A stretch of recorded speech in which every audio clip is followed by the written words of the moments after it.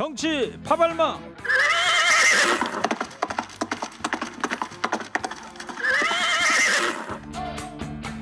네, 오늘도 달립니다. 컴퓨터처럼 정확한 시사 평론 평론계 터미네이터 배종호 세한대 교수입니다. 어서 오세요. 네, 안녕하십니까, 배종호입니다. 평론계 기다리 아저씨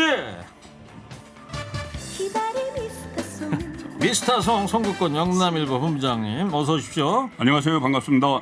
네, 지난주 추석 연휴 첫날이라 못 보고 2주 만에 다시 뵙습니다. 다들 잘 지내셨죠? 네, 잘 지냈습니다. 청취자 여러분들, 오늘은 이런 문자를 받아보겠습니다. 대통령실이 영빈관 역할을 하는 부속시설을 신청하는 데에 예산 878억 원을 책정해서 논란이 일고 있습니다. 여러분들은 이 사안을 지켜보면서 어떤 노래가 떠오르시는지 선곡을 좀 부탁을 드려볼게요. 추첨해서 건강기능식품 보내드리도록 하겠습니다.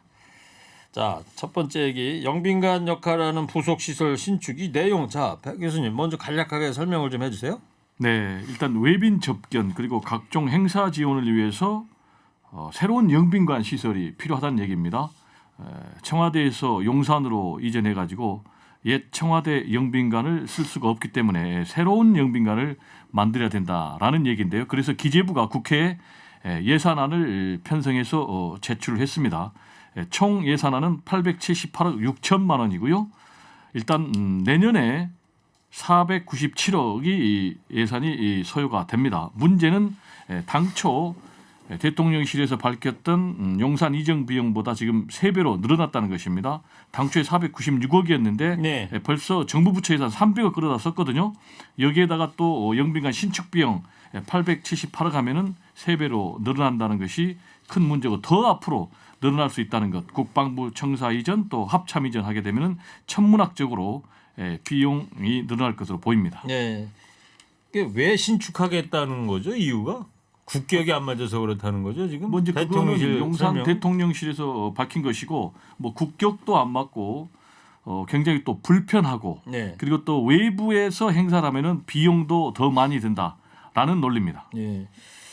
자, 대통령실은 이제 청와대 이전 비용으로 송국근 본부장님, 처음에 윤석열 대통령 당선인 시절에 496억이라고 이 PT까지 해가면서 라이브로 됐을 때 다 방송이 나갔었는데, 그런데 878억이 차이가 너무 커요. 이 사안 어떻게 보십니까? 근데 이 대통령실 해명은 그때 496억 원 집무실 이전이다. 집무실 이전 비용이고 영빈관은 부대 시설이기 때문에 별개로 봐야 된다고 하는데, 국민들께서 보시기에는 뭐 집무실 이전 그러면 청와대를 통째로 이전하는 그 같은 걸로 보면은 청와대 안에 영빈관이 있었기 때문에 충분히 이 납득이 잘 안 가실 수가 있어요. 그래서 저는 이것이 상당히 아쉬운 게, 예산안을 편성을 해서 정부 예산안을 국회에 제출하기 전에 매년 9월 초에 제출하거든요.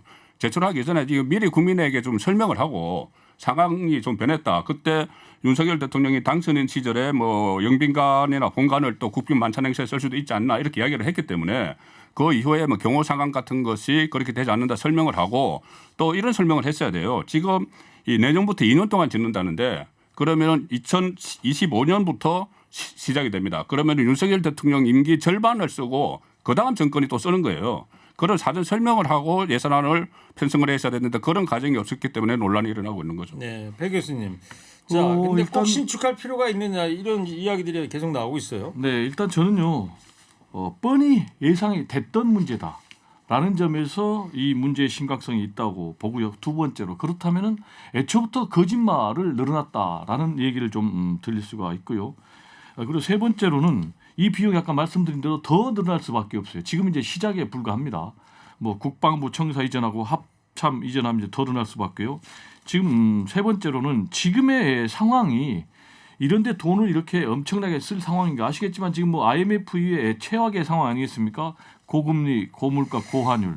그래가지고 지금 민생은 너무나 힘든데, 그래서 뭐 공무원 급여는 동결한다.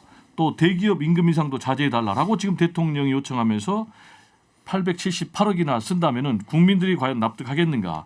가장 큰 문제는 이런 엄청난 예산이 드는 국가 대사를 국민들의 의사를 수렴하는 과정, 국민들의 동의를 수렴하는 과정이 전혀 없었다는 것이고요. 네. 이번에 뭐 예산안 계획서 보면은 수혜자, 그래가지고 국민 이렇게 써놨거든요. 그럼 과연 국민이 수혜자인지 피해자인지 좀 용산 대통령실에 묻고 싶습니다. 예.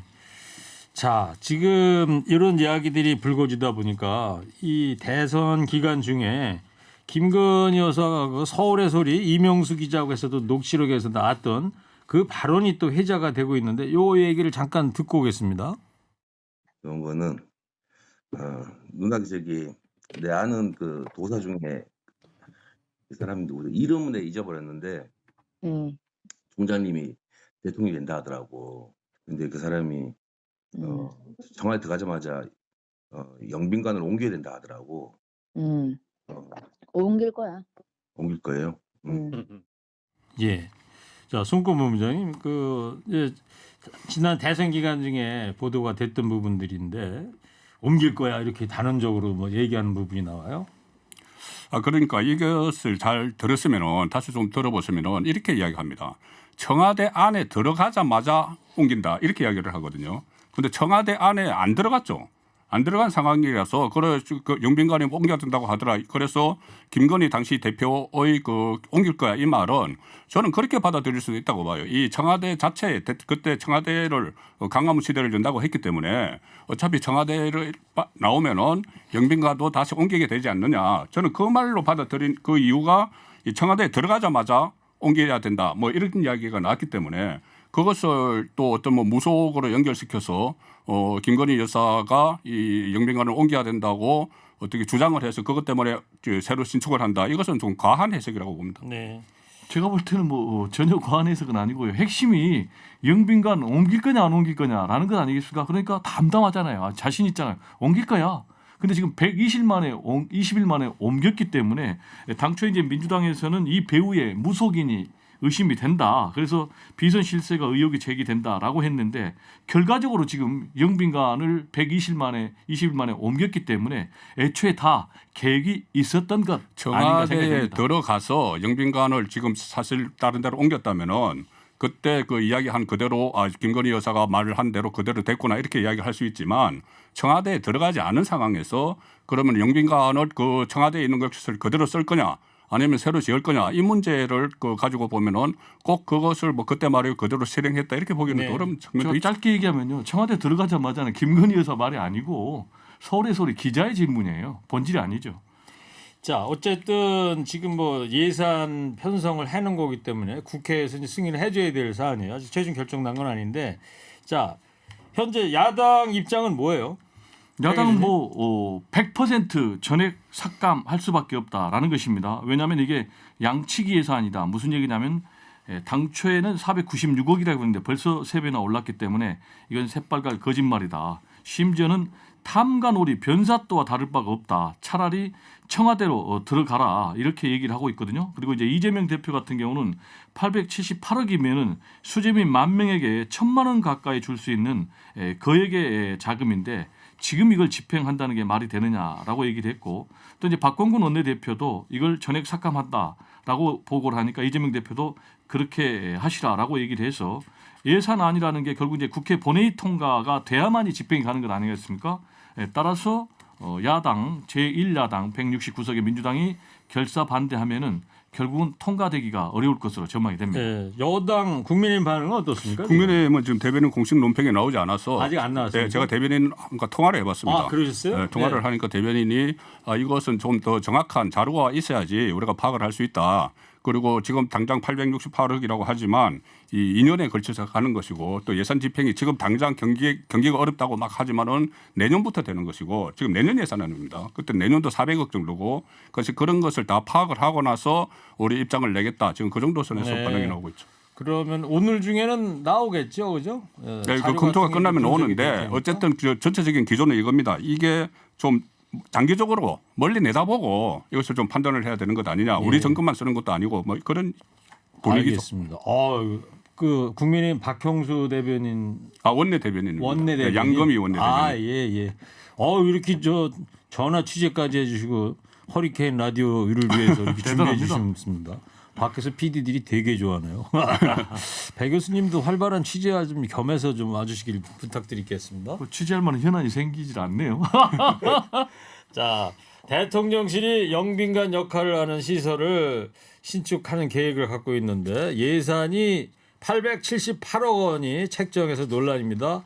이 사안을 지켜보면서 청취자 여러분들은 어떤 노래가 떠오르시는지 의견을 받고 있는데요. 소개해드리겠습니다. 세상은 요지경 신신해. 참으로 씁쓸한 날의 연속입니다. G.O.D의 거짓말 강추합니다. 두꺼봐 두꺼봐 헌집 줄게 새집 다오. 이 어릴 때 불렀던 동요를 추천하셨네요. 손담비의 미쳤어. 빅뱅 거짓말. 아바 머니 머니. 아바 이런 노래가 있나 보죠. 돈 하는 노래. DJ DOC의 삐걱삐걱. 강산의 와그라노. 흥부가 기가 막혀. 이 노라조 노래인가요? 흥부가 기가 막혀? 예. 요런 육각수. 예. 육각수의 흥부가 기가 막혀까지 소개를 해 드리고요. 계속해서 문자 보내 주시기 바랍니다. 이재명 민주당 대표의 성남FC 후원금 의혹 수사검찰이 두산건설 비롯해서 20곳을 압수수색 들어갔어요. 배 교수님. 네, 그렇습니다. 경찰이 1년 전에 사실상 무혐의 결론 내렸는데 지금 180도 바꿔가지고 기소 의견으로 송치한 지 사흘 만에 강제 수사가 시작이 됐습니다. 무려 20곳에 대해서 압수수색 됐습니다. 두산건설 그리고 성남FC 성남시청 그리고 또 이재명 대표의 최측근이라고 할 수 있는 정진상 네. 현 정무조정실장 자택에까지 민주당 정무조정실장. 그렇습니다. 예. 민주당의 자택까지 지금 압수수색이 됐는데 이거는 제가 볼 때 너무 무리한 지금 수사가 아닌가 생각이 됩니다. 세 가지인데 하나는 공정성입니다. 왜냐 당초에 1년 전에는 전혀 혐의가 없다라고 했는데 1년 만에 180도 상황이 바뀐 것이 없는데 기소 의견으로 바뀌었다라는 것이고요. 두 번째 경찰 수사의 독립성 문제입니다. 지금 자체적으로 재수사한 게 아니고 검찰이 보안 수사 요구하니까 보안 수사 들어가가지고 갑자기 바꿨다는 것이 제가 볼 때 독립성이 좀 문제가 있고요. 역시 이제 가장 중요한 것은 무리한 여건 얻기가 아닌가 생각이 됩니다. 왜냐하면 제3자 뇌물 공여죄를 했는데 이건 부정한 청탁이 있어야 되는데 이재명 대표 같은 경우는 만난 적도 없다. 그리고 마지막으로 이제 뇌물 수수자가 있어야 되는데 지금 이제 성남 FC 같은 경우는 이게 시민 구단입니다. 그래서 주인이 성남 시민인데 그러면 뇌물 수수자가 성남 시민이란 말인가? 이런 점에서 지금 상당히 좀 무리한 수사가 아닌가 생각이 됩니다. 총무부장님 지금 배철 교수는 세 가지 사례를 들면서 무리한 수사다 이런 주장을 하시는데 어떻게 보세요? 이것은 그동안 경찰이 다 수사를 해서 그 송치를 한 사건이에요. 송치를 한 사건이고 그것을 다시 검찰이 다시 압수수색에 들어간 것이고 이 두산건설과 관련돼서는 지금 여러 가지 의혹들이 계속 쏟아져 나오고 있죠. 특히 50몇 억을 이 성남FC에 후원금으로 줬는데 원래 가지고 있던 병원 부지가 용도 변경이 되면서 엄청난 지금 이익을 남겼죠. 70억에 산 것을 지금 현재 시가로 1조 원이 된다. 자 그러면은 서로 이게 제3자 뇌물 혐의가 있다. 이래서 경찰이 검찰에 넘겼기 때문에 검찰 수사 결과를 지켜봐야죠. 네. 자, 그 변호사비 대납 의혹과 관련해서는 뇌물 혐의 수사가 계속될 것 같더라고요. 예, 그렇습니다. 변호사비 대납 의혹이 여러 건이 있는데 지금 여기서 이야기하는 거는 쌍방울 그룹에서 전환 사채를 편법으로 발행을 해서 또 배임 횡령 혐의가 있는데 그것이 이재명 대표의 과거 2018년 지방선거 그 내용입니다. 선거법 위반 사건 거기 변호사비로 간 거 아니냐 이런 이야기인데 일단 수원지검이 이 사건에 대해서는 선거법상 허위사실 공표가 있었는데 여기에 대해서는 불기소를 했습니다. 네. 그런데 불기소한 그 결정문에 편법 발행을 해서 쌍방울 전환사채 편법 발행을 해서 변호사비로 대신 쓰였다는 그런 여지가 있다. 이 혐의를 적시를 한 것이기 때문에 앞으로 이것이 이제 본류 수사가 되는 거죠. 선거법에 대해서는 불기소했지만 본류 변호사비 대납 의혹 수사가 지금 시작된다 이렇게 보면 되는 거죠. 예. 그리고요, 그 대장동 사건 관련 검찰 조사를 받은 뒤에 극단적 선택을 한 김문기 전 도시개발공사 처장하고 이재명 대표가 2009년부터 알고 지냈다고 검찰 공소장에 이렇게 적혀 있다면서요? 예, 검찰 공소장이 오늘 국회를 통해서 공개가 됐습니다. 공개가 됐는데 2008년에 김문기 씨가 분당의 한 아파트 리모델링 사업을 했는데 그때는 건설사에 다니고 있었습니다. 그때 당시 그 리모델링 추진위원장이 유동규 그 기획본부장이고 그다음에 그 성남도시개발공사에 설립하고 나서 그 김문기 씨가 입사를 했습니다. 입사를 하고 나서 대장동 관련해서 이재명 당시 성남시장에게 6번이나 대면 보고를 했다. 자, 이런 것들이 검찰의 공소장에 나왔는데 만약에 이 공소장이 그대로 사실이라면 그 이재명 대표가 김문기 씨에 대해서 하위 직원이라서 알지 못했다. 이렇게 말한 게 허위 사실이 됐고 이미 그것은 선거법으로 기소가 됐죠. 이게 김문기 씨가 왜 중요하냐면은 김문기 씨가 그때 이 초과이익 환수 조항을 폐지하는 것을 반대를 했어요. 초과이익 환수 조항을 폐지를 함으로 해서 민간에 엄청난 그 이익이 돌아갔기 때문에 그래서 김문기 씨가 핵심 인물일 수도 있다. 그런 분석이 나오기 때문에 그전부터 알고 있었다는 건 상당히 중요한 일이 되는 거죠. 네. 지금 이제 이 문제에 대해서 이재명 대표 같은 경우는 이제 정적 제거다 이렇게 강력하게 반발을 하고 있지 않습니까? 상당히 이 부분도 지금 이재명 대표 흠집 내기라고 좀 보여질 가능성이 높은데요. 일단 이게 공직선거법상의 허위 사실 공표죄로 걸었거든요. 근데 지금 제1야당의 대표고 또 0.7%포인트 차로 낙선한 대통령 후보였던 사람을 상대로 해서 이 발언 가지고 이렇게 꼬투리 잡아서 엮어낸다는 것이 과연 공정한지 좀 의문이고요. 이 허위사실 공표죄 관련해서는 세 가지가 굉장히 중요합니다. 하나는 진위 여부고 두 번째로는 적극적이었느냐 그리고 세 번째로는 주도적이었느냐라는 것인데 진위 여부와 관련해서는 굉장히 추상적인 그런 개념이기 때문에 이 부분이 좀 명쾌하지 않고요. 그다음에 적극적이었냐 주도적이었냐 이 부분은 이제 결국 법원에서 판단할 건데 지난번에 경기도지사 선거전과 관련해서 친형 강제 입원 의혹 발언과 관련해서 결국 기소가 돼가지고 최종적으로는 대법원에서 무죄가 났는데 네. 이게 이제 친형 강제 입원 안 했다라는 발언은 사실과 다르다. 그렇지만은 이게 정치적인 의사 표현의 자유를 최대한 인정해서 대법원 판례가 무죄를 내렸거든요. 그래서 이 부분도 그래서 제가 볼 때는 상당 부분 이재명 대표를 괴롭혀서 또는 뭐 본 사건에 엮어넣기 위한 그런 불쏘시개 수사가 아닌가 생각이 좀 됩니다. 알겠습니다. 자, 영빈관 역할하는 시설 신축하려는 대통령실 계획이 알려졌는데요. 예산 878억을 책정해서 논란입니다. 자, 청취자분들 이 사안 지켜보면서 어떤 노래가 떠오르는지 문자를 받고 있습니다. 이남희의 울고 싶어라 너무합니다. 김수희 노래입니다. 영탁 네가 왜 거기서 나와? 진성의 못난 놈 듣고 싶어요. 김건희의 핑계. 김건희의 핑계가 아니고 김건모의 핑계죠. 네, 문자를 백지영 총 맞은 것처럼.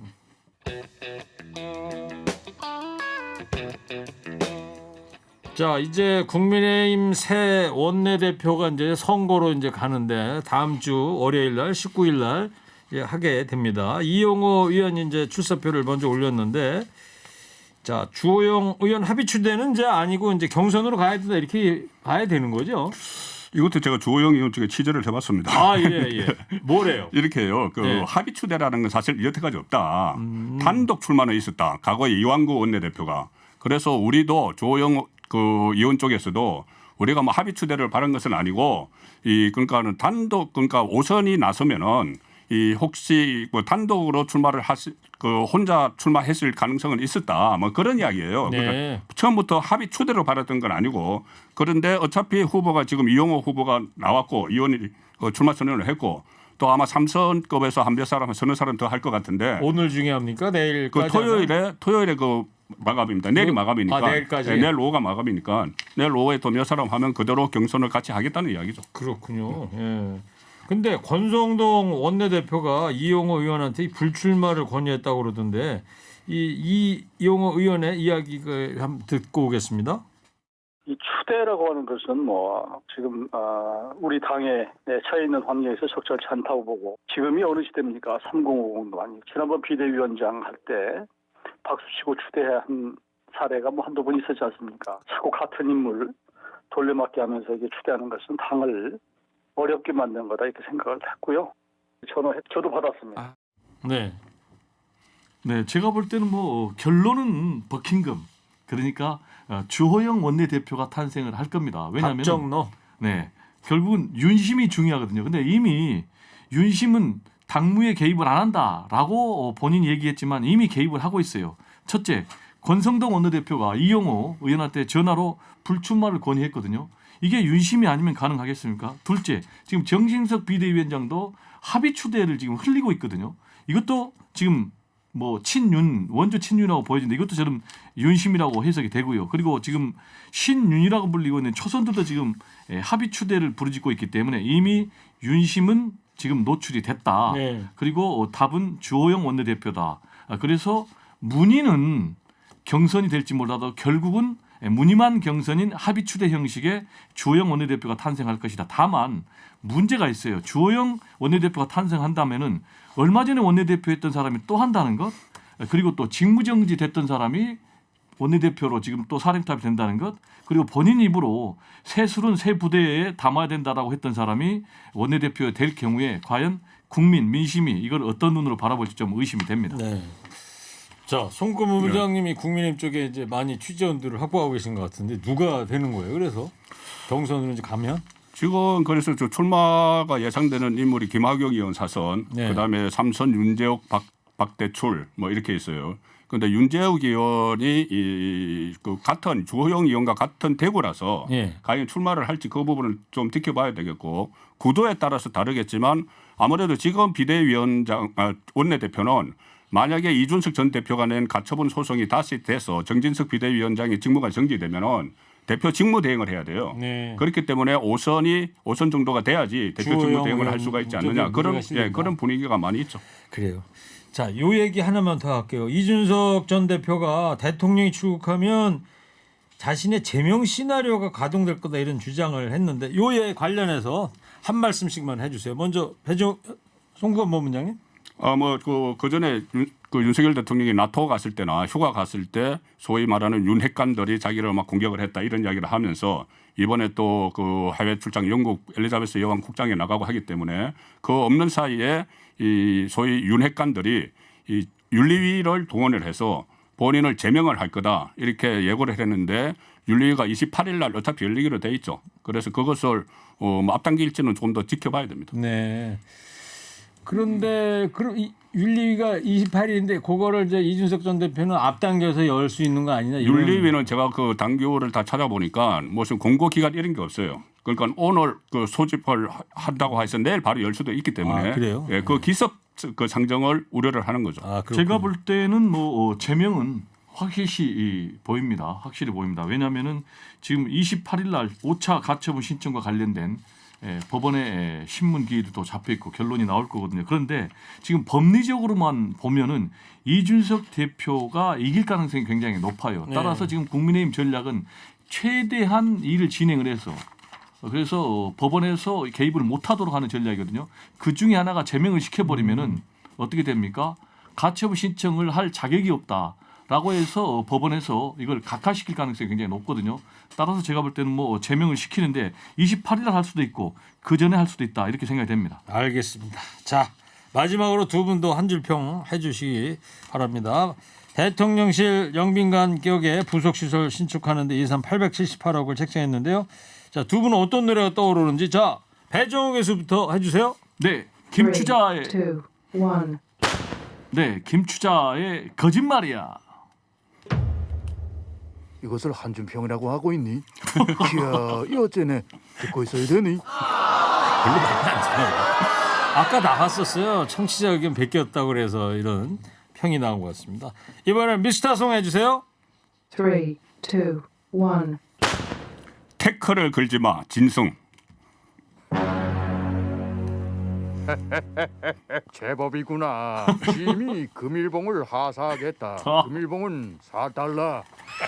4달러 받으셨네. 태클 걸지 마라. 예. 아까 뭐 다른 그 정치자분들은 상당히 부정적이던데 AI가 저는 한번 좀 지켜보자는 입장입니다. AI가 좀 당파성이 있는 것 같습니다. 정치 파발마 지금까지 배정우 교수 송국권 본부장이었습니다. 두 분 감사합니다. 감사합니다.